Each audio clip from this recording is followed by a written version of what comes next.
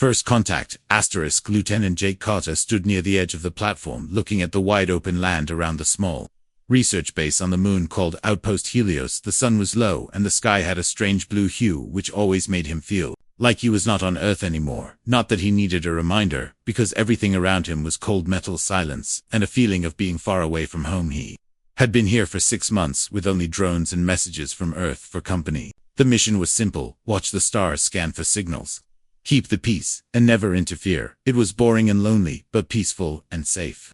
Until now. Today something had changed. He saw a bright streak of fire in the sky. Far away, it was fast and strange, moving too smooth for a comet, too slow for a fighter craft. He stared at it for a long moment before the alarms began to ring and red lights flashed across the base corridors. He rushed inside, checking the monitors and sensors, his heart beating faster with each step. The object was crashing. It was heading toward Sector 5, a flat, dusty region not far from the base.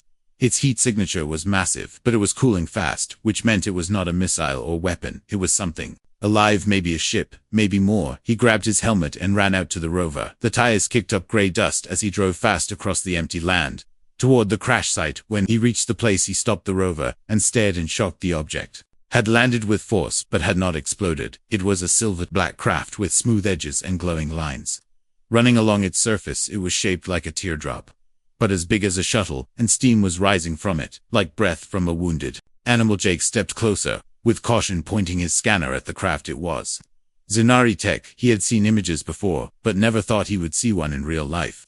The Zanari were a proud ancient alien race, with strong rules and mysterious customs. They rarely left their space, and almost never interacted directly with humans. Then the ship opened, a soft hiss of air, and the door slid aside. A ramp extended, and from the light inside came a figure, walking with grace and power. Jake held his breath. She was tall. Her skin was a light shade of silver, her eyes glowing with a soft violet light.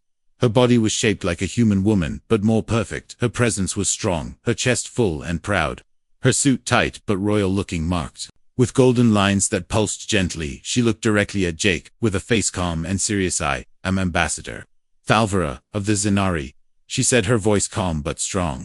"I request immediate sanctuary and personal medical assistance from you and only you." Jake blinked, confused and unsure of what to say. He looked at his scanner again, which showed her vitals rising fast, her energy levels unstable, her body glowing slightly from the chest. He took a step forward, trying to understand. "Why me?" he asked. "Why not wait for help from Earth or your own people?" "Because I do not have time," she said. Something in her body pulsed, and she held her stomach with a wince. "I am entering my heat cycle, and my biology requires a special human touch for extraction. If not done soon, I will release unstable energy that could destroy this base and cause a diplomatic war." Jake stared at her in shock. What she was saying made no sense, and yet it matched the scanner reading. He looked around, then back at her. She was not joking, not scared, only determined. "This has to be a mistake," he said. "I am not a doctor. I cannot do anything like that. Too are all I have," she said, and her legs shook a little, her breath short now. She took a step closer, looking into his eyes. "Please help me." He wanted to run, wanted to call command, but the line was jammed, maybe from the crash, or maybe from something else. The air around them felt heavy, full of strange tension. She placed a glowing hand on his chest and whispered again, "If I die here, your people will be blamed, and war will follow. My body is unstable, and my needs are urgent. Please take me to your medical room." Jake felt something strange, a pulse, a warmth from her touch, like a soft hum inside his chest. He nodded slowly and helped her walk toward the rover. As they drove back to the base, the ground behind them still smoked from the crash, and the stars above seemed to watch in silence. Jake did not know what was going to happen next, but he knew one thing for sure: his quiet mission had just become the center of something big and dangerous. And the woman beside him was not just an alien ambassador. She was a mystery, waiting to explode. Inside the silent base, Jake helped Thalvora step into the medroom. Her body glowing faintly with every breath, her skin shimmered like moonlight, and her movements were slow but controlled. He guided her to the scanner bed and activated the AI assistant. A soft voice filled the room, asking for patient details. Jake spoke fast. "Zanari species emergency scan, required full body scan." Now the machine hesitated, then beeped a warning for in bioenergy detected, unstable core signature, elevated temperature warning, possible containment breach. If energy exceeds safety levels, proceed with caution. Jake looked at Thalvora, her eyes half closed, her chest rising with fast breaths, her skin now glowing a bit stronger. He asked if she was in pain. She shook her head slowly, and then spoke in a calm voice. I am not injured. This is not a disease. My body is entering a phase called thermal bloom.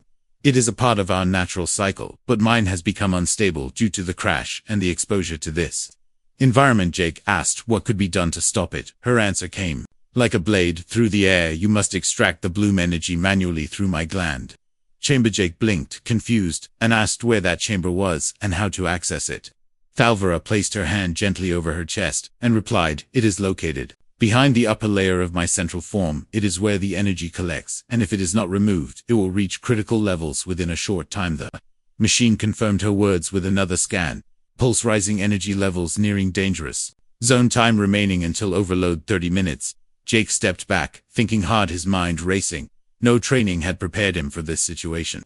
No protocol covered milking an alien diplomat in a glowing bodysuit, while a ticking energy bomb grew inside her. He looked at her again and asked if there was another way, maybe robots, machines, remote procedure. She shook her head slowly and answered, the process requires organic contact with emotional balance and mental control.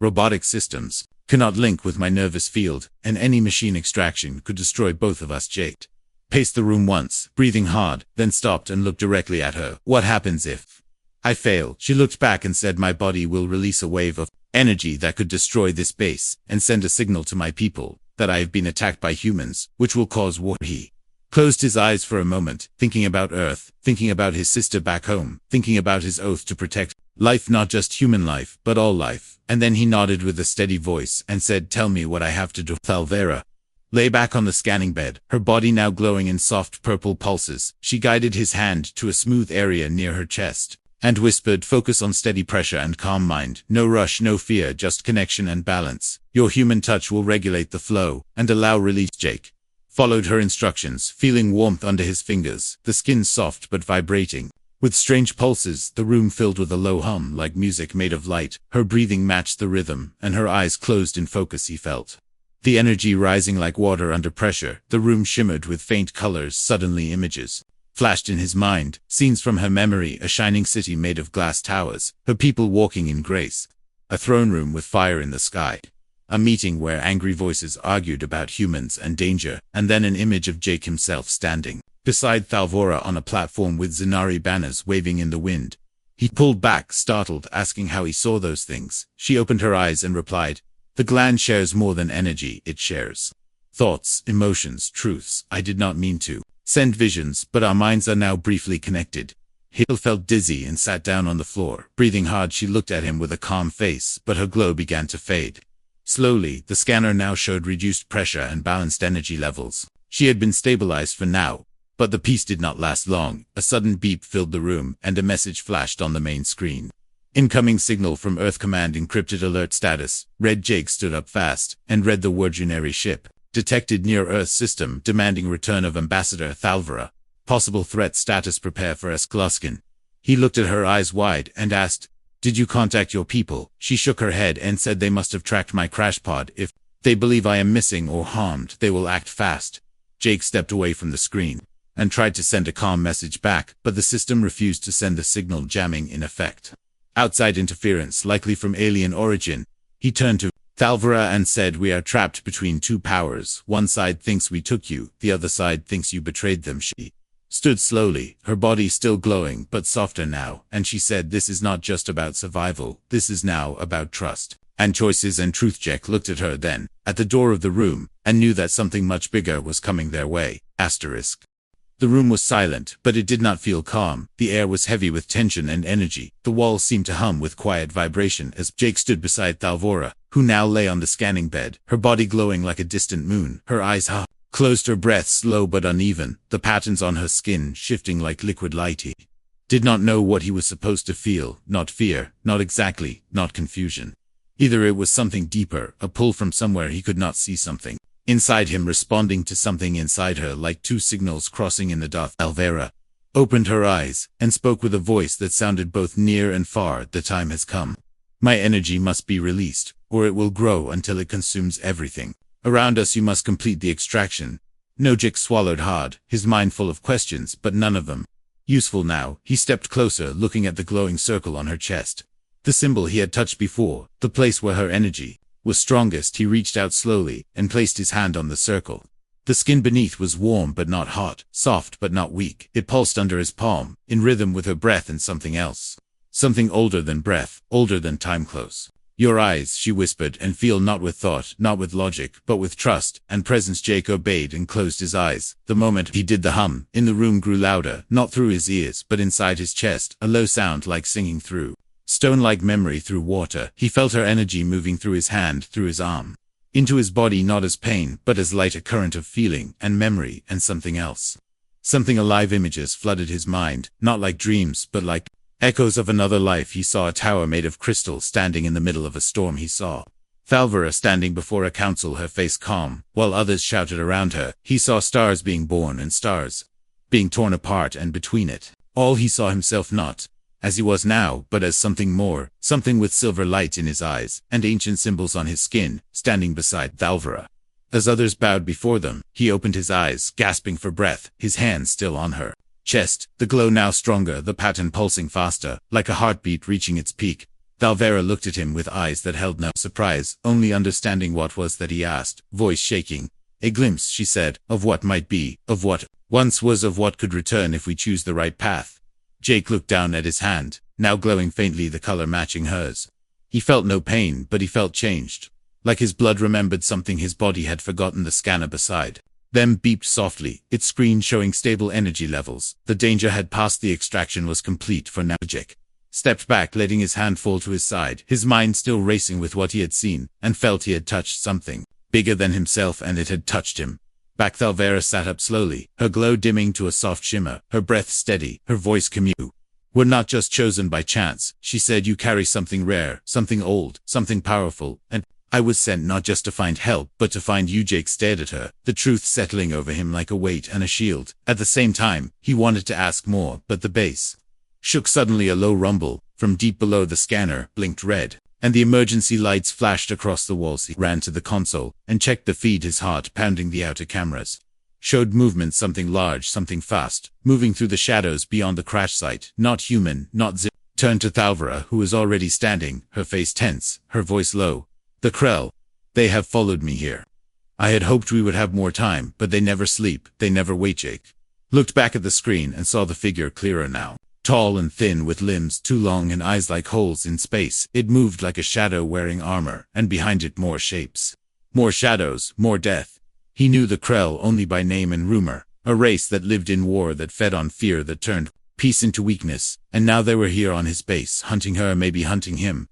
Thalvira stepped closer and touched his arm. Her voice soft but strong. "We must leave now. We are no longer safe here. They will come through the walls, through the air, through the silence." Jake nodded, grabbed his gear, and led her out of the medbay. The hallway lights flickering, the alarms ringing, the floor trembling with each step of the enemy, coming closer and closer.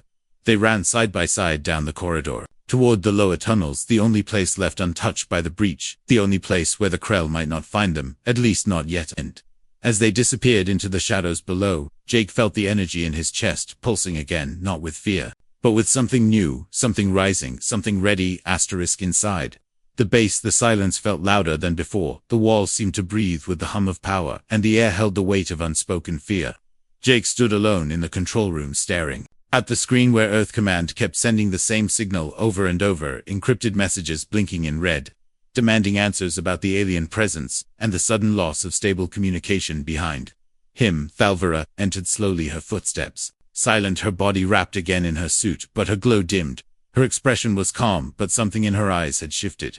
Something guarded, something heavy. He turned to her with questions already burning in his mind. The connection they shared during the extraction had shown him images, visions, things she had not explained, things that now refused to leave his thoughts. He saw something, he said, not as a question, but as a quiet accusation. "You knew who I was before I knew you. Did you come here looking for me, or was this just fate?" She looked at him and took a slow breath, then answered with care, "Not everything you saw was a memory. Some were glimpses of paths not yet walked. Your mind is unique, your energy is old, your presence was marked long ago. We sensed it, and we searched for it." Jake stepped back, his jaw clenched, trying to hold his voice steady. "So, I was chosen. I was never just a soldier on a quiet outpost. This was never random. You crashed here because you knew I was."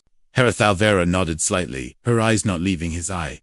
Did not choose you by name, but I followed a signal, something only our kind can sense, and when I arrived, I knew you were the one, not just for the ritual, but for something deeper, something hidden within you, something even you do not understand. The words stung like cold wind, because they felt true and wrong at the same time. Jake felt like a pawn, a piece, in a game too big for him to see. He turned back to the screen where the incoming message kept repeating, unknown alien ship approaching. Earth orders unclear, possible hostile action, prepare for evacuation protocol. He felt the storm coming from both sides. The humans afraid, the aliens alert, and between them he stood holding the secret of what happened in the medical bay, the truth of what Thalvora had asked him to do, and the connection that now tied them together, in ways even he could not explain. He looked at her again and asked, what happens if I tell them what we did? Will they believe me? Will they understand? Or will they think I betrayed them? Thalvora moved closer, her voice softer now, but firm. Your people may fear what they do not understand, but they are not blind.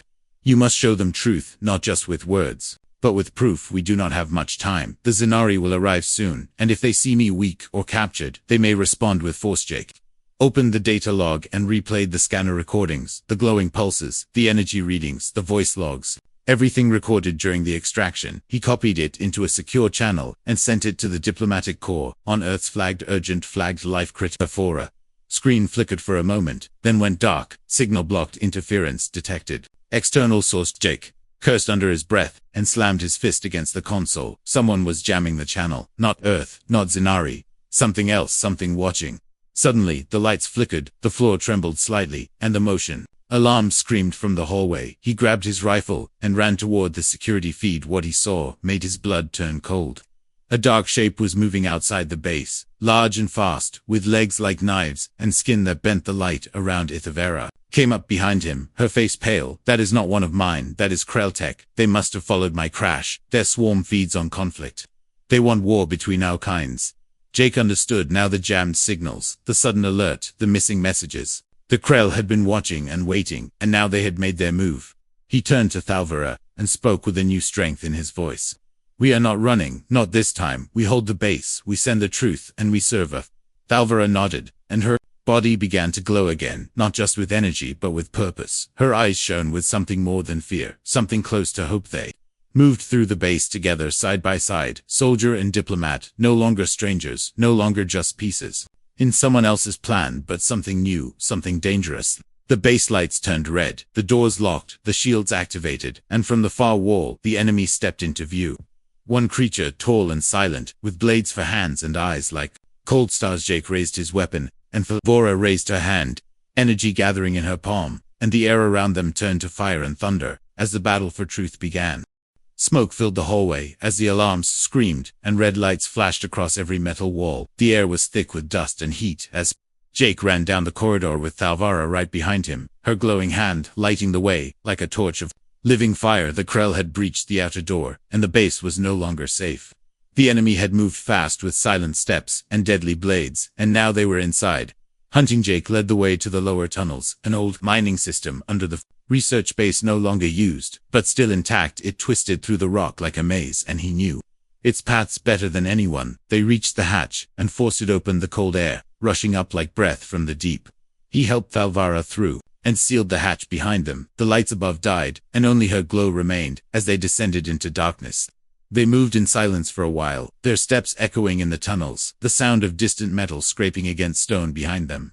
A reminder that the Krell had not given up. Jake paused to catch his breath. Leaning against the wall, he looked at Thalvora, who stood calm, her skin now dimmed, but her eyes alert. Why me? He asked again, his voice softer. This time you saw so many people on Earth. Why was I the one you followed? She stepped closer and looked at him, not with command or mystery, but with quiet honesty.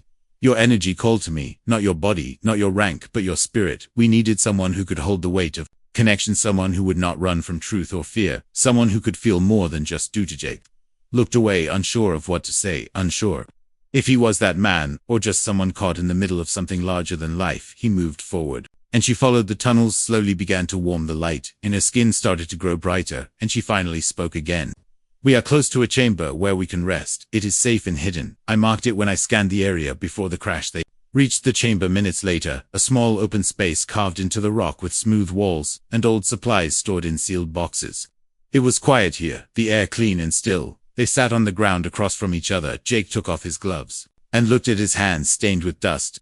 An energy Thalvera studied him, her voice gentle.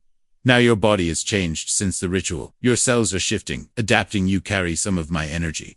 Now it has made you something new, something rare. You are still human, but more than that, too. He shook his head with disbelief and asked what that meant for his future. Was he still a soldier, still a man, still free? She leaned closer and said, freedom is not the absence of change, it is the power to choose what to become. You are not a prisoner of your path, you are the writer of it. They sat in silence for a long while, the glow from her body painting the chamber in soft violet light. Jake felt warmth, not just from the air, but from her presence. Something about her felt less alien now, less distant. They had shared something impossible, and now the distance between them had changed too. He reached into his pocket and pulled out a small photo, folded and faded. It was his sister smiling under the sun on Earth. He showed it to her and said, I promised her I would come back. I never broke a promise before. Thalvera took the photo and held it gently, her fingers light and careful. She said, then we both must survive, because you still have promises to keep, and I still have truths to share. Suddenly a sound echoed from deep within the tunnel, a scraping claw, a whisper of danger.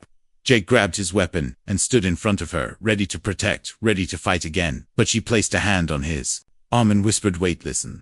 The sound faded, no movement followed. It was a trick, a Krell tactic, meant to test fear. She had seen it before in battles long past, and now she looked at Jake and smiled softly. Your courage is not in the weapon, it is in the way you stand, even when you do not know the end. They stayed in the chamber for hours, resting and sharing memories, hers from stars and skies he had never seen, his from earth, fields and laughter and small things that made life feel real again. Morning came, or what passed for morning. In deep space they stood side by side, ready to move again, ready to face what waited above, because the fight was not over, and the truth still needed lightened. As they walked toward the surface, the bond between them no longer felt strange or forced. It felt like something written in the stars, long before either of them had known asterisk.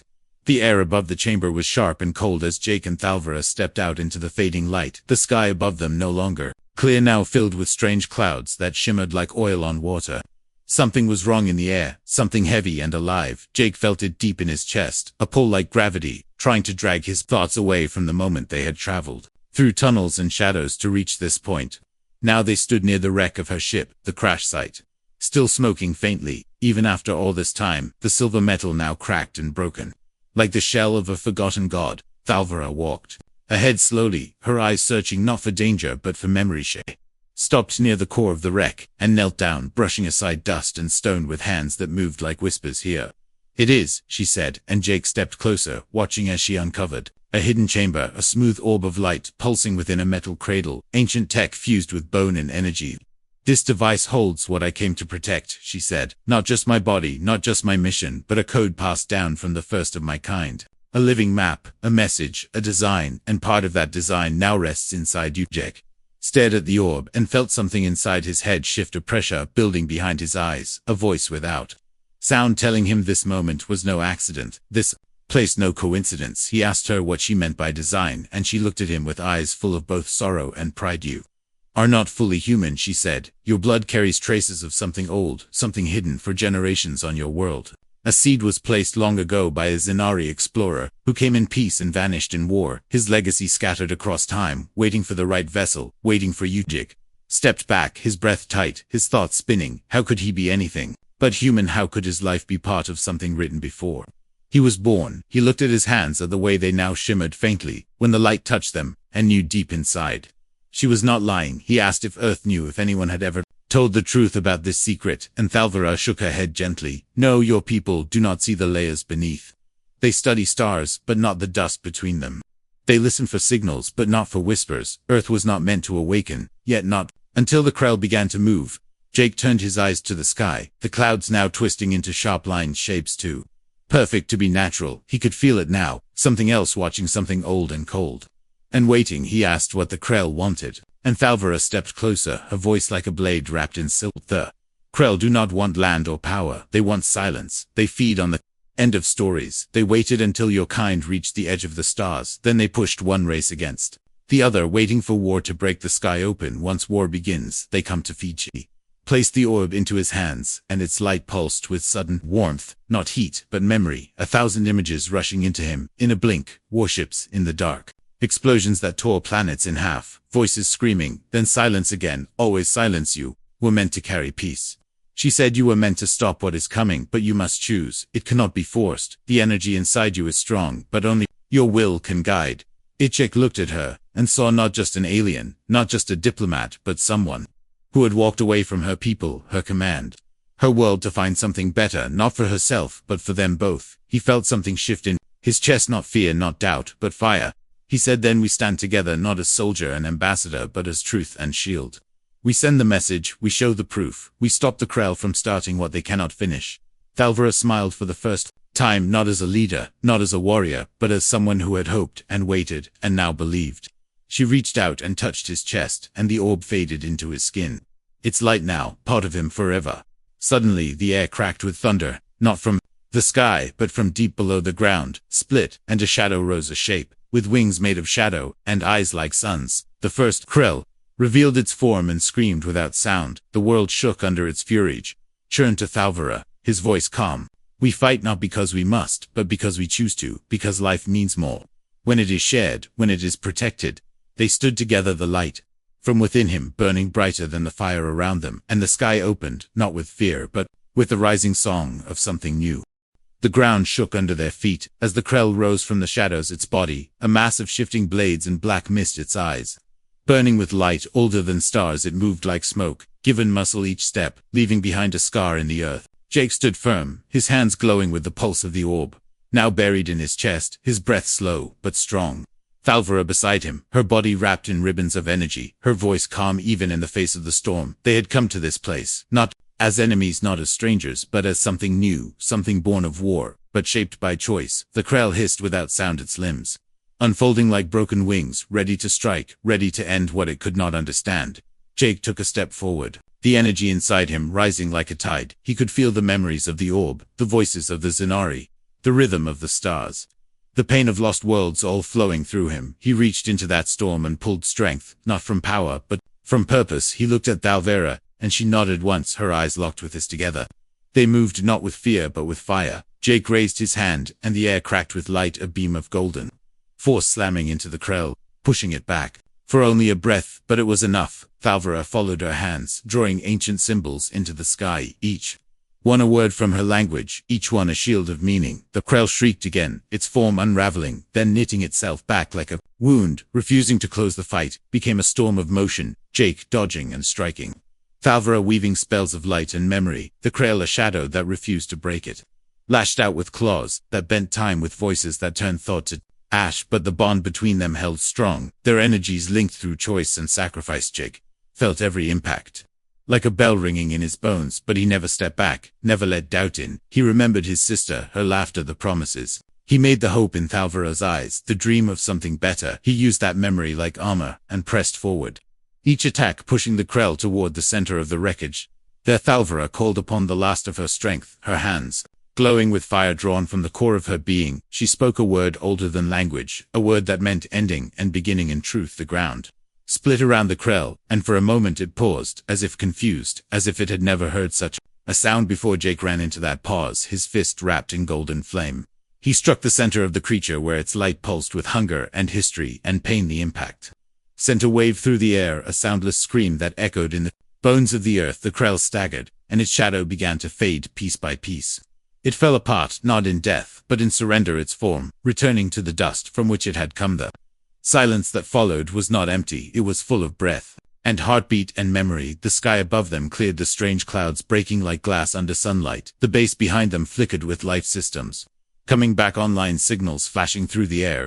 Again Jake stood over the place where the Krell had fallen, his chest still glowing, his breath slow. He turned to Thalvira and saw her smile, not with pride, but with peace. They had done what no one thought possible, not with armies, not with weapons, but with trust, with truth, with a will to protect instead of destroy. The signal from Earth came through at last, voices urgent, then quiet as the scans confirmed what had happened. No one spoke at first, the weight of what they had seen too much to name. But then came the message from the High Command, 2 words repeated over and over: stand down. Thalvira sent a message of her own, not with words but with a vision, a memory of the battle.